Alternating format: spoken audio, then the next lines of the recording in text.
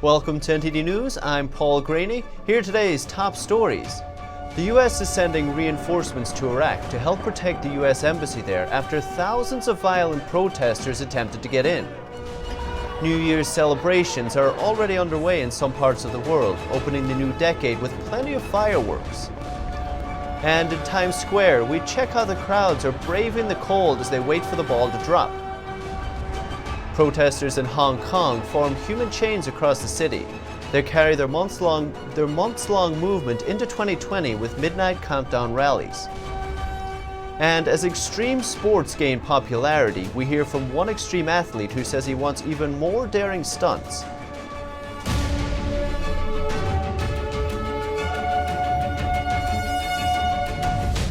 The US Embassy in Iraq is under attack by protesters who wave the flags of a group linked to Iran and Iraqi militaries. The US government also considers it a terrorist group. In a show of force, the US sending Apache helicopters over the US Embassy in Baghdad.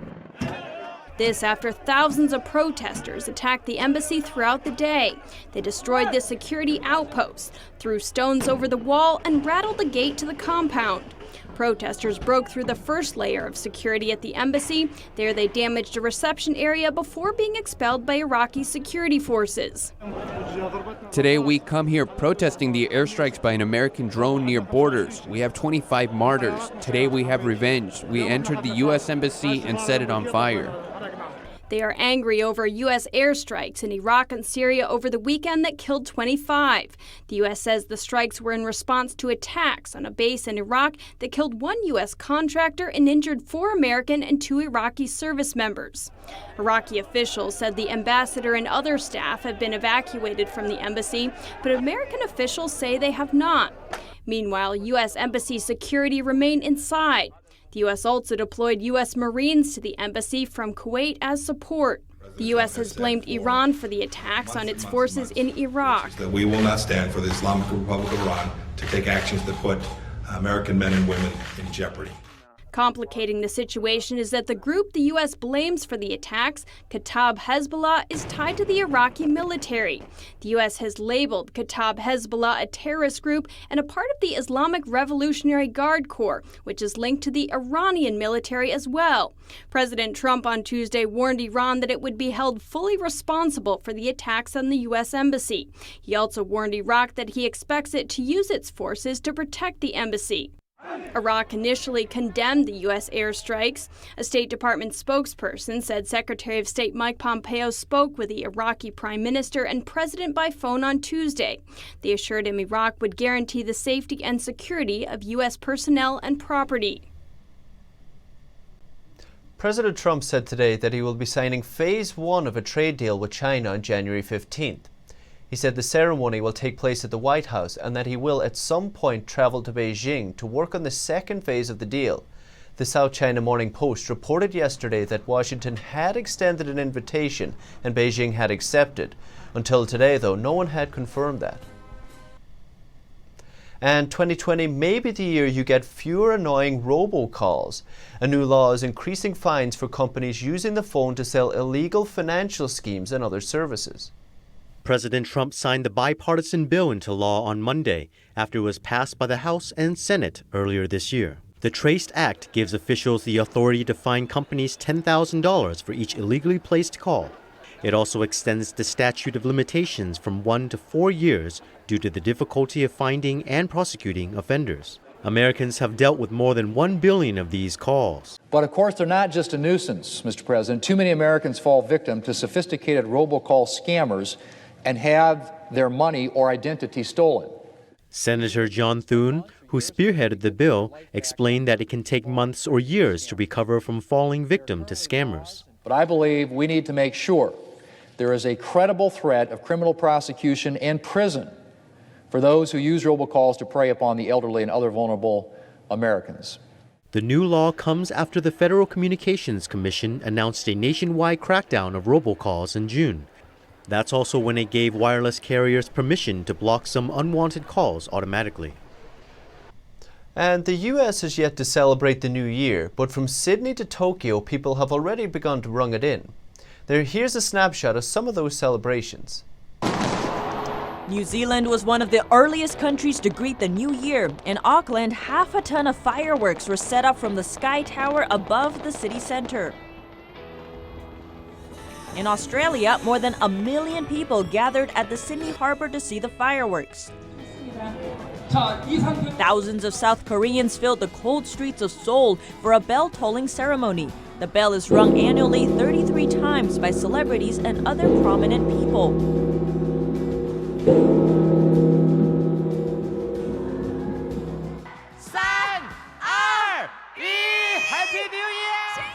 In Taiwan, fireworks erupted from Taipei 101, Taiwan's tallest building. The fireworks display has been the island's customary show to celebrate the incoming new year.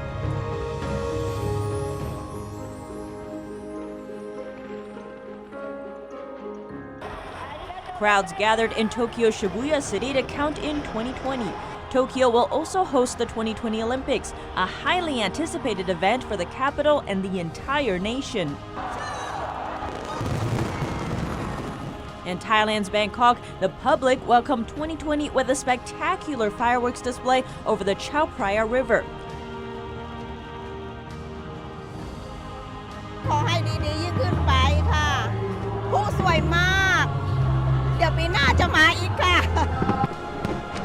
Reporting by Penny Zhou, NTD News, New York. Hong Kong demonstrators formed human chains and organized protests on New Year's Eve, urging people not to give up the fight for democracy in 2020. The police were also out in full force across the city. Tuesday began with small-scale lunchtime rallies, followed by marches through several shopping malls and human chains in various districts. Dozens of people earlier laid flowers at the Prince Edward Metro station, the scene of some of the most violent clashes with the police this summer. In the new year, we'll also fight for democracy and freedom, and we will never forget those who sacrificed their future and their lives. I think we need to fight for freedom now. If we do it later, it will be gone. Maybe people will forget about this. I hope no one will forget what happened in 2019.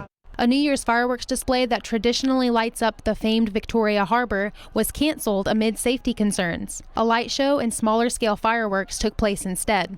On January 1st, tens of thousands of people are expected to join a pro-democracy demonstration, urging the government to respond to the people's demands. The last march, organized by the Civil Human Rights Front, drew an estimated 800,000 people in early December. A new survey shows that 59% of residents support the protest movement. More than a third said they had attended at least one of the demonstrations. Stocks are closing out their best years since 2013, led by large gains in technology stocks.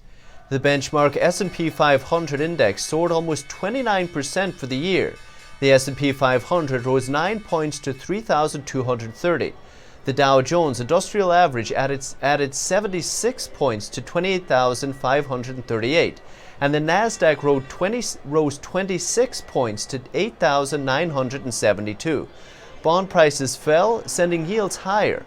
The yield on the 10-year Treasury note rose almost 2%. And in Manhattan, the iconic New Year's Eve celebration is underway. The canines are out, officers are on the watch, and an international crowd is waiting for the ball to drop. NTD's Miguel Moreno has more from the chilly but vibrant Times Square. The end of the decade is around the corner.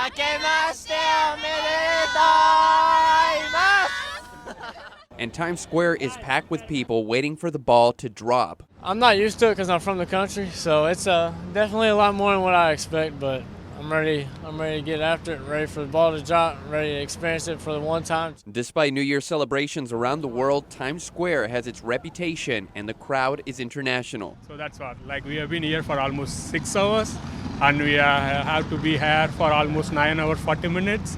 Yeah, it's a long day, but it's worth it, I hope.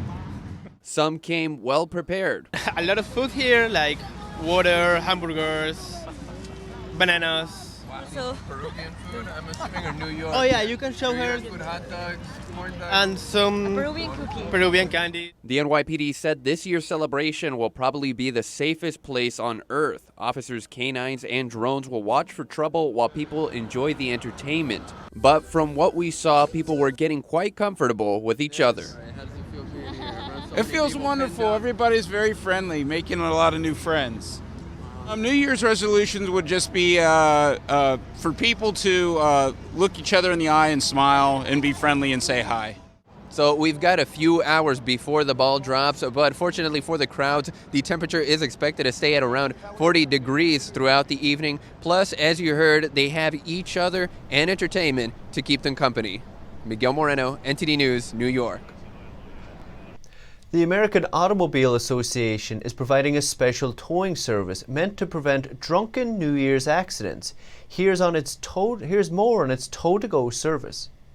AAA is offering an option for drivers who have a little too much to drink on New Year's Eve. The organization's tow-to-go service is designed to help people get home safely by having a tow truck drive tipsy people home while towing their cars home at the same time.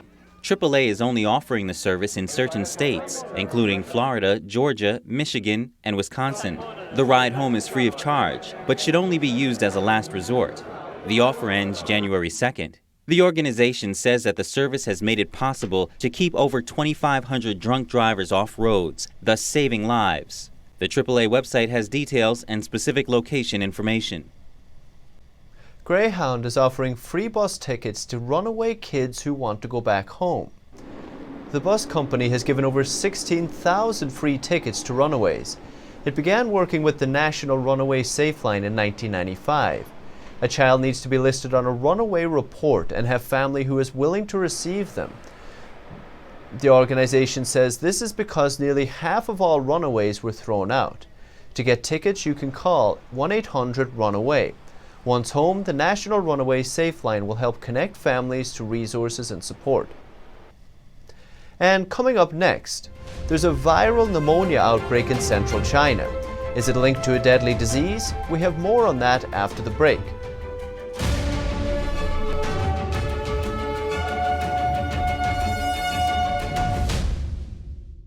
I have traveled all over the world to 50 countries now, and I have never seen a production any better than this, anywhere. It's absolutely out of this world. It's blown away my expectations. It was just a superior performance that truly could bridge the world through music and dance.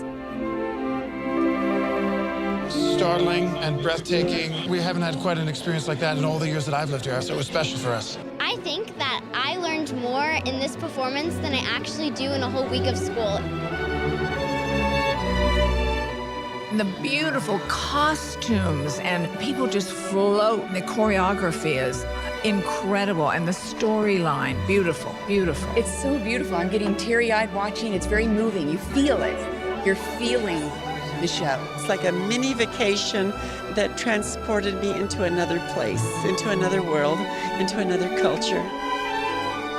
When I came here tonight, I felt very dejected about the human race, about everything going on in this world. And during the performance, I just felt now there was hope for each of us individually, as well as for all of us collectively. Shenyun was more breathtaking, more heart-wrenchingly beautiful, more amazing than I had expected. It's very difficult to put into words, actually. You just have to come see it.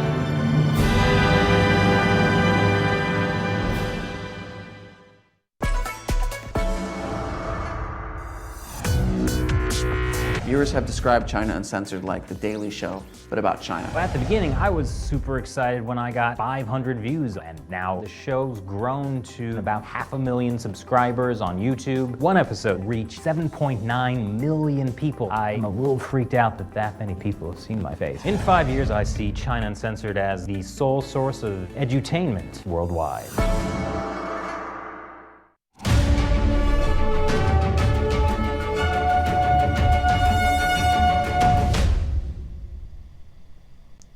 Chinese authorities are saying that they are investigating a viral pneumonia outbreak. This after speculation that it could be linked to a virus that killed hundreds of people in 2003. According to local health officials in the most populous city in central China, 27 people fell ill to a strain of viral pneumonia.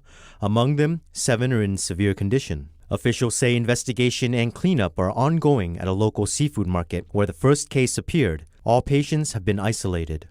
An emergency notice from local health officials on Monday called the cases unexplained pneumonia. spurring talks on Chinese social media that it could be linked to severe acute respiratory syndrome or SARS. The official mouthpiece of the communist regime, the People's Daily, said the cause is not clear yet, that it couldn't confirm it was SARS, and that it's more likely to be another severe type of pneumonia. However, Chinese citizens are still concerned after the communist regime covered up the SARS outbreak for weeks in 2003, before the disease rapidly spread to other cities and countries. According to the World Health Organization, more than 8,000 people were infected and 775 people died in the 2003 outbreak. Taiwan's parliament passed an anti-infiltration law today to combat threats from China. The democratic island is gearing up for a presidential election on January 11th, this amid heightened tension with Beijing. The bill, which is part of a years-long effort to combat what many in Taiwan see as Chinese efforts to influence politics and the democratic process, gives legal weight to efforts to stop China funding activities on the island, such as lobbying or election campaigns. It carries a maximum penalty of 7 years in jail. It will take effect after Tsai signs it into law in January. Infiltration and efforts to separate are everywhere. Only the destruction of Taiwanese democracy will let China's brusque annexation efforts stop. Taiwan is on the front line of Chinese infiltration and urgently needs the anti-infiltration law to protect national security and the people's rights. Several lawmakers from the opposing nationalist parties staged a protest in front of the speaker's podium during the parliamentary session, shouting slogans and holding banners. Supporters from pro-China political parties protested outside Parliament, calling on lawmakers to withdraw the legislation. The bill passed 67-0. And coming up next, Brazil fines Facebook $1.6 million. The country accuses the social media site of improperly sharing user data. More on that after the break.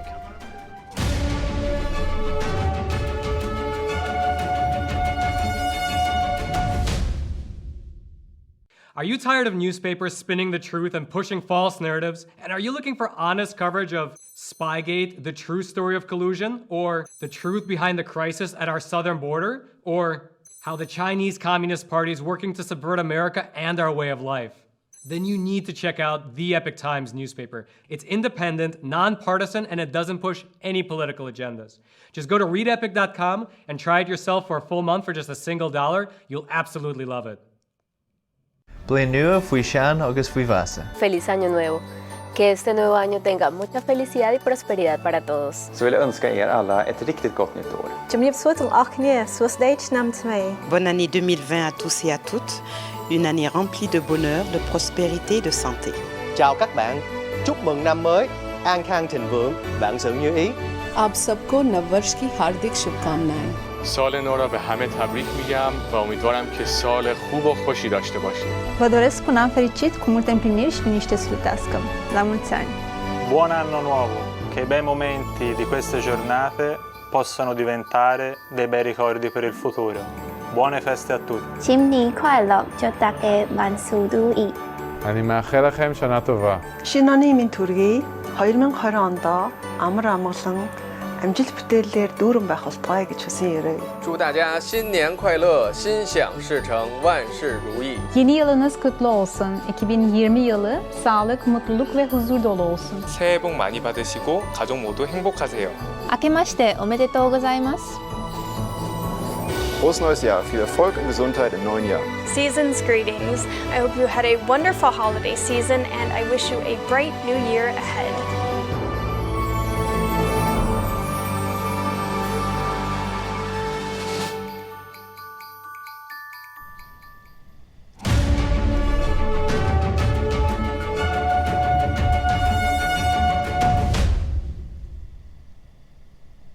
Brazil's Ministry of Justice announced yesterday that it's fined Facebook $1.6 million for improperly sharing user data. The ministry said the data was being shared for questionable purposes. The ministry said that it found that data from over 443,000 Facebook users was improperly made available to developers of an app called This Is Your Digital Life. Facebook is accused of failing to provide users with adequate information regarding default privacy settings, in particular, information related to data of friends and friends of friends. The The ministry said it launched the investigation following media reports of the misuse of data by political consultancy firm Cambridge Analytica in 2018. Facebook removed the app, which it said was sending data to Cambridge Analytica against its policies. Facebook has 10 days to appeal the decision. The company said in an emailed statement that it's evaluating its legal options. And two of the nation's biggest package delivery companies are starting off the new year with fee increases. UPS and FedEx have announced that it will cost you more to ship heavy packages in 2020. Actually, new fees for UPS kicked in on Sunday. Both companies say they will charge $24 for packages that weigh more than 50 pounds. The threshold used to be 70 pounds. FedEx says its fee increase doesn't kick in until January 6th.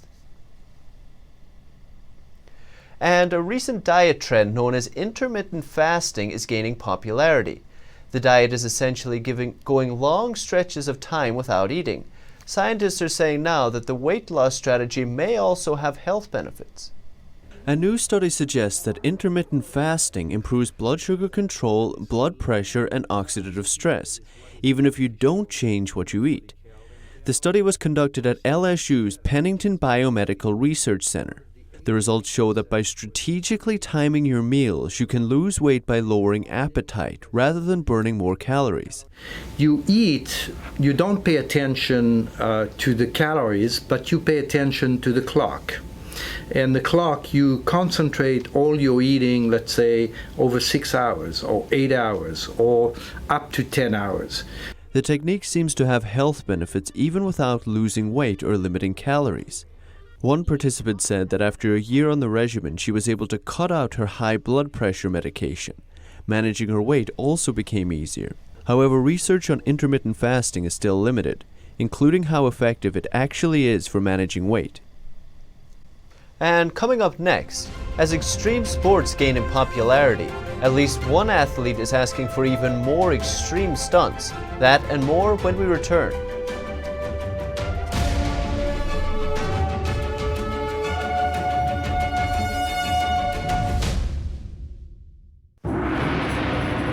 This season, take an incredible journey through 5,000 years of culture with Shen Yun. Discover why people are calling Shen Yun a visual feast, a pleasure to the ear, an epic tale, a must-see. Shen Yun, an all-new production every year. Our investigative reporters at the Epoch Times have spent 18 months uncovering the biggest political scandal in modern history. We connected the dots around Spygate, the actions by Obama-era officials against Trump's 2016 presidential campaign. Join me on Declassified as we bring you up-to-date developments on this unfolding scandal.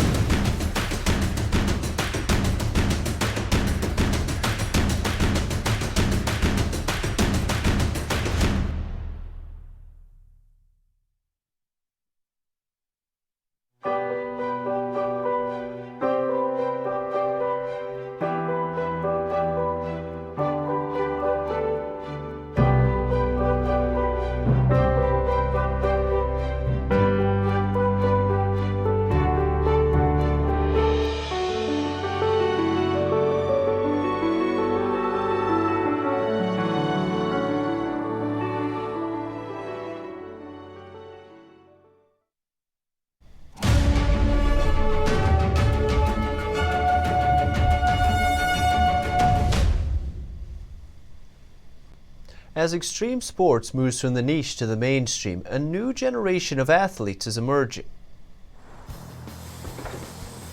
Extreme sports are enjoying rising popularity. In 2020, Nitro World Games, an annual extreme sports event, will be held outside the United States for the first time. Ryan Williams is one of the rising stars at the Games.